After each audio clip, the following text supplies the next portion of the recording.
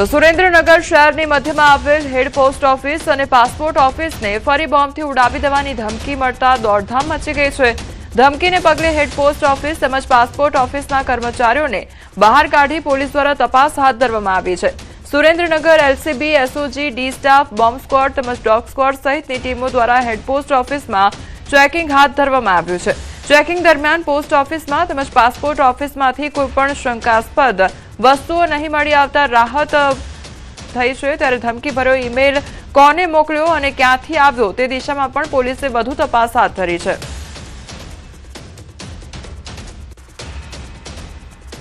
ભાવનગરમાં પોસ્ટ ઓફિસમાં search operation હાથ ધરવામાં આવી રહ્યું છે। તો ભાવનગરની જે પોસ્ટ ઓફિસ છે તેમાં પણ ઈમેલથી ધમકી આપવામાં આવી છે અને બોમ્બથી ઉડાવી દેવાની ધમકી આપવામાં આવી છે।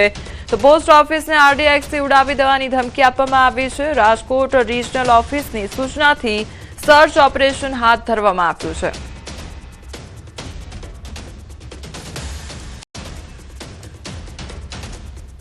તો ભાવનગરમાં પોસ્ટ ઓફિસમાં સર્ચ ઓપરેશન હાથ ધરવામાં આવી રહ્યું છે અને સતત તપાસ કરવામાં આવી રહી છે। ધમકીભર્યા મેલને કારણે સર્ચ ઓપરેશન કરવામાં આવી રહ્યું છે। પોસ્ટ ઓફિસને આરડીએક્સથી ઉડાવી દેવાની ધમકી મળી હતી। તો રાજકોટ રિજનલ ઓફિસની સૂચનાથી આ સર્ચ ઓપરેશન હાથ ધરવામાં આવ્યું છે। સુરત જિલ્લાના બારડોલીમાં પોસ્ટ ઓફિસ અને પાસપોર્ટ ઓફિસને બોમ્બથી ઉડાવી દેવાની ધમકીભર્યો ઈમેલ મળતા હડકંપ મચી ગયો છે। ઈમેલમાં સાયનાઇડ ગેસ ભરેલ આઈડી બોમ્બ વિસ્ફોટ કરવાની ધમકી આપવામાં આવી હોવાનું સામે આવ્યું છે। તો ધમકી મળતા જ બારડોલી પોલીસ અને ડોગ સ્ક્વોડની ટીમ તાત્કાલિક સ્થળ પર પહોંચી તપાસ હાથ ધરી છે। સુરક્ષાના ભાગરૂપે તમામ ઓફિસો ખાલી કરાવી ચકાસણી શરૂ કરવામાં આવી અને હાલ બારડોલી પોસ્ટ ઓફિસ તેમજ પાસપોર્ટ ઓફિસ બંધ રાખવામાં આવી છે। કચ્છના ભુજ શહેરમાં આવેલી પોસ્ટ કચેરીને બોમ્બથી ઉડાવી દેવાની ધમકીભર્યો ઈમેલ મળતા હડકંપ મચી ગયો છે। માહિતી મળતા જ પોલીસની ટીમ તાત્કાલિક ઘટનાસ્થળે પહોંચી ગઈ અને સમગ્ર પોસ્ટ ઓફિસ વિસ્તારને કોર્ડન કરી દેવામાં આવ્યો છે। સુરક્ષા એજન્સીઓ, બોમ્બ સ્ક્વોડ તેમજ ડોગ સ્ક્વોડની ટીમો દ્વારા સમગ્ર વિસ્તારનું સઘન ચેકિંગ હાથ ધરવામાં આવી રહ્યું છે।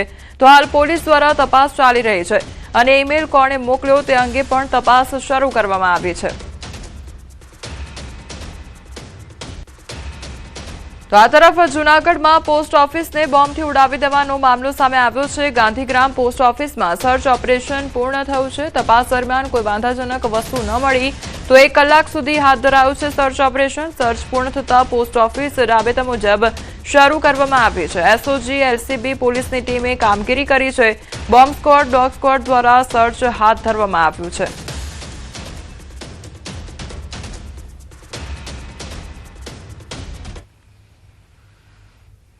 આ મેલ બોમ્બથી ઉડાવી દેવા માટેનો કલાક 1:10 એટલે કે 13:10 વાગે ઉડાવી દેવાની ધમકી મળેલ હતી।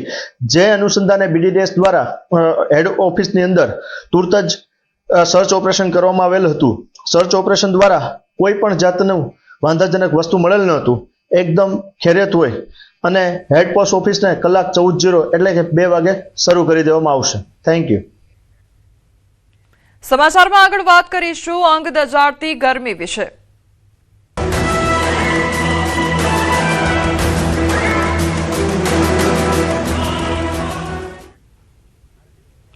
હજુ આગામી 3 દિવસ અંગ દજાડતી ગરમી પડશે। ગરમીને લઈને હવામાન વિભાગ દ્વારા આગાહી કરવામાં આવી છે।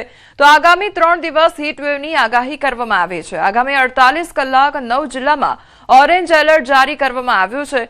તો અમદાવાદ, ગાંધીનગર, બનાસકાંઠા, સુરેન્દ્રનગર, પાટણ, રાજકોટ, જૂનાગઢ, કચ્છ, મોરબીમાં ઓરેન્જ એલર્ટ આપવામાં આવ્યું છે।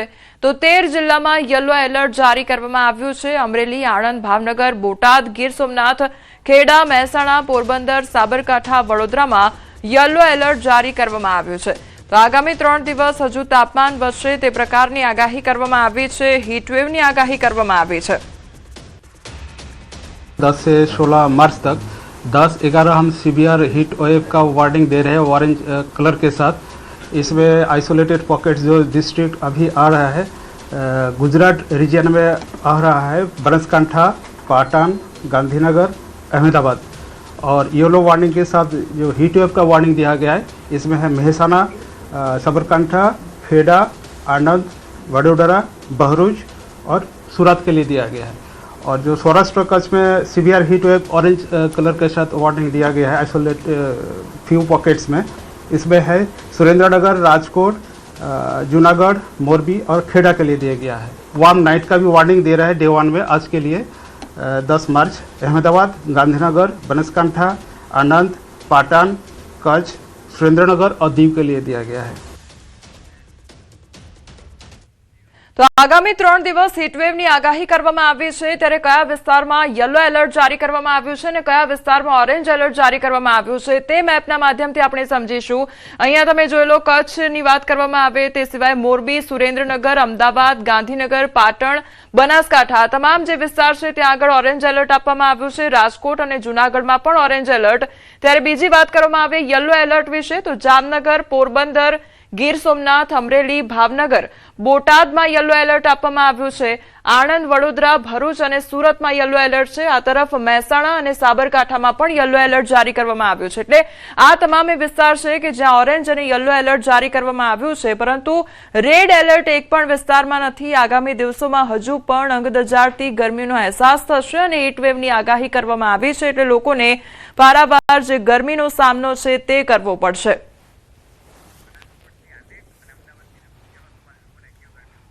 તો અમારી સાથે હાલ સંવાદદાતા રાજકોટથી હાર્દિક જોડાઈ ગયા છે અને અમદાવાદથી સંવાદદાતા વિભુ જોડાઈ ગયા છે। વિભુ, અત્યારે કયા પ્રકારનું તાપમાન જોવા મળી રહ્યું છે અમદાવાદ શહેરની ખાસ વાત કરવામાં આવે તો, અને આગામી સમયમાં હજુ પણ કેટલો તાપમાનમાં વધારો થશે વિભુ?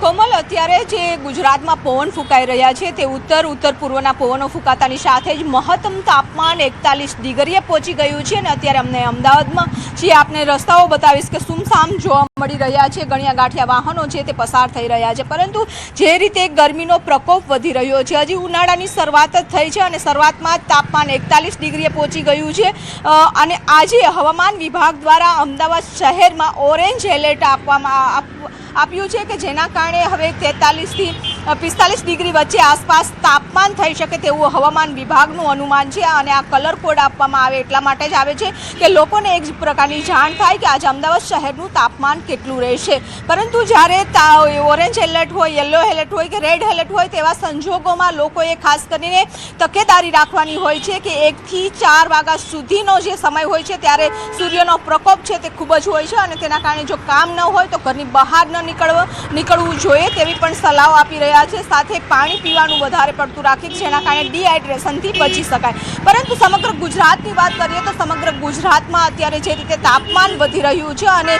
શિયાળામાં પણ જોવા મળ્યું હતું કે કોલ્ડ વેવની ફ્રીક્વન્સી ઘટી ગઈ હતી, તેના કારણે અંદાજો હતો કે ઉનાળો ઘણો આકરો રહેશે અને અત્યારે ઉનાળામાં હીટ વેવની આગાહી છે તે આવી ગઈ છે। 10 દિવસ પસાર થયા અને 10 દિવસમાં અડધા ગુજરાતમાં જે અત્યારે ઓરેન્જ એલર્ટ છે તે આપવામાં આવ્યું છે। આગામી 48 કલાક છે તે સૌરાષ્ટ્ર, કચ્છ અને અમદાવાદ, ગાંધીનગર સહિતના વિસ્તારોમાં ઓરેન્જ એલર્ટ રહેશે અને અમુક વિસ્તારો છે કે જ્યાં યલો એલર્ટ આપવામાં આવ્યું છે। જે વિભુ, આપ જોડાયેલા રહેજો। તો અત્યારે હવે આગામી જે 48 કલાક છે તે ખૂબ ભારે જોવા મળી રહ્યા છે, કારણ કે આગામી 48 કલાક હીટ વેવને લઈને આગાહી કરવામાં આવી છે, એટલે લોકોને ગરમીનો જે પારો છે તે સહન કરવાનો વારો આવશે, ઉચ્ચ તાપમાન સહન કરવાનો વારો આવશે અને તમામે કેટલાક વિસ્તાર છે જે સૌરાષ્ટ્રના છે વિસ્તારો ત્યાં આગળ ઓરેન્જ એલર્ટ જારી કરવામાં આવ્યું છે। અમદાવાદ શહેર, ગાંધીનગર શહેરમાં પણ ઓરેન્જ એલર્ટ જારી કરવામાં આવ્યું છે, એટલે લગભગ 9 એવા જિલ્લા છે કે જ્યાં આગળ ઓરેન્જ એલર્ટ જારી કરવામાં આવ્યું છે। અત્યારે રાજકોટની જો વાત કરવામાં આવે તો રાજકોટમાં લગભગ 40 ડિગ્રીની આસપાસ એટલે 41.6 ડિગ્રીની આસપાસ તાપમાન જોવા મળી રહ્યું છે। અમદાવાદ, ડીસા, ગાંધીનગરમાં તમામ એ શહેરો છે કે જ્યાં અત્યારે પારો 40 ડિગ્રીની આસપાસ જોવા મળી રહ્યો છે, એટલે લોકોને પારાવાર ગરમીનો સામનો કરવો પડી રહ્યો છે અને હજુ પણ આગામી 3 દિવસ હીટવેવને લઈને આગાહી કરવામાં આવી છે હવામાન વિભાગ દ્વારા, એટલે હજુ પણ તાપમાન વધી શકે છે। તો બીજી તરફ કચ્છની જો વાત કરવામાં આવે તો કચ્છ ભુજમાં પણ અત્યારે ગરમીનો પારો સૌથી ઉચ્ચ તાપમાન ત્યાં આગળ પણ જોવા મળી રહ્યું છે અને લોકોને ગરમી સહન કરવાનો વારો આવ્યો છે। આગામી 48 કલાક હવામાન વિભાગે કચ્છમાં ઓરેન્જ એલર્ટ છે તે જાહેર કર્યું છે, એટલે લોકોને આકરી ગરમીનો છે તે સામનો કરવાનો વારો આવશે। જે રીતે આપ દ્રશ્યોમાં જોઈ રહ્યા છો કે આ ભુજના દ્રશ્યો છે, એક સમયે જે ટ્રાફિકથી ધમધમતા માર્ગ છે તે હાલ સુમસાન, બપોરના સમયે છે તે સુમસાન જોવા મળી રહ્યા છે। આરોગ્ય વિભાગ દ્વારા પણ લોકોને સાવચેત રહેવા માટે અપીલ કરવામાં આવી છે। લોકો છે તે વધુ પડતું ઠંડા પીણાનું અને પ્રવાહીનો ઉપયોગ કરે તેવી સૂચના પણ આપવામાં આવી છે। જે રીતે હવામાન વિભાગે આગામી 48 કલાક સુધી છે તે ઓરેન્જ એલર્ટ જાહેર કર્યું છે, એટલે લોકોને છે તે આકરી ગરમીનો છે તે સામનો કરવો પડશે અને એક સમયે જે રસ્તાઓ છે તે ભરચક હોતા હોય છે તે પણ હાલ જે છે ગરમીના કારણે છે તે સુમસાન જોવા મળી રહ્યા છે અને આગામી દિવસોમાં છે તે હજુ પણ લોકોને આથી પણ આકરી ગરમીનો છે તે સામનો કરવાનો વારો આવશે। મેહુલ સોલંકી, ન્યૂઝ 18 ગુજરાતી, કચ્છ। તો બનાસકાંઠામાં ગરમીનું ઓરેન્જ એલર્ટ જારી કરવામાં આવ્યું છે, ત્યાં પણ લોકોને ગરમી સહન કરવાનો વારો આવ્યો છે અને હજુ પણ આગામી દિવસમાં તાપમાન વધશે તેવી આગાહી કરવામાં આવી છે। સંવાદદાતા કિશોર અમારી સાથે જોડાઈ ગયા છે। કિશોર, અત્યારે બનાસકાંઠામાં કયા પ્રકારનું વાતાવરણ જોવા મળી રહ્યું છે? ગરમી કેટલી પડી રહી છે ત્યાં આગળ, કારણ કે હજુ આગામી સમયમાં પણ હીટવેવની આગાહી છે?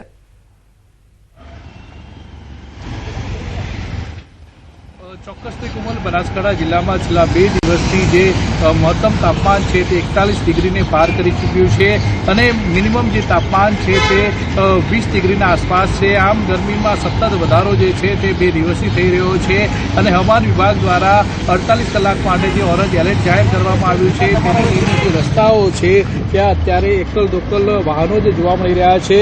આ ડીસા ધાનેરાનો જે મુખ્ય રસ્તો છે તે મુખ્ય રસ્તા પર જે ભરચક હોય છે, વાહનોની લાંબો ટ્રાફિક જામ હોય છે, પરંતુ જે ગરમીના લીધે અત્યારે જે રસ્તાઓ છે તે એકલ દોકલ વાહનો જ જોવા મળી રહ્યા છે અને રસ્તાઓ પણ સુમસામ જોવા મળી રહ્યા છે અને ગરમીથી બચવા માટે લોકો અવનવા ઉપાયો પણ કરતા હોય છે। કેટલાક લોકો જે છે તે શેરડીનો રસ પીને પણ ગરમીથી બચવાની કોશિશ કરતા હોય છે, પરંતુ અત્યારે જે મુખ્ય જે આ રસ્તાઓ છે તે રસ્તાઓ સુમસામ જોવા મળી રહ્યા છે અને અત્યારે તો ઉનાળાની શરૂઆત છે અને ઉનાળાની શરૂઆતમાં જ પારો 41 ડિગ્રીને પાર કરી ચૂક્યો છે।